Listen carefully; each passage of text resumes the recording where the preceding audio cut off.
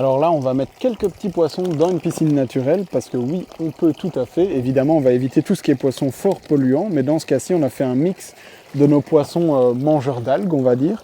Et donc ici, ça va aider à entretenir la piscine. Il y a plusieurs petits poissons comme ça qui peuvent être bien pratiques, que vous n'allez pas beaucoup voir et avec lesquels il n'y aura pas spécialement de contact parce que c'est des poissons qui ne vont pas être spécialement sociables et une fois que vous allez être dans l'eau, ils vont plutôt être de l'autre côté de la piscine, mais qui vont vous aider à la maintenir bien propre, bien que je pense que cette piscine n'ait pas besoin de beaucoup d'aide, mais là, ici, on va en mettre. Donc, on vous les a déjà présentés plusieurs fois, mais on va avoir évidemment les fameux empereurs de Chine.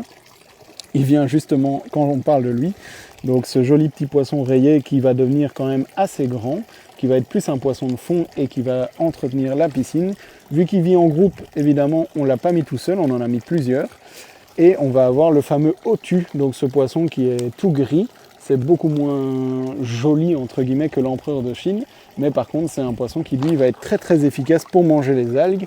Et vu qu'ici, dans le cas de cette piscine, il y a une toute petite tache d'algues qui a commencé, eh bien, on va tout simplement en mettre et ils vont tout de suite s'y attaquer dans les jours à venir ici, le temps qu'ils s'adaptent au nouvel environnement.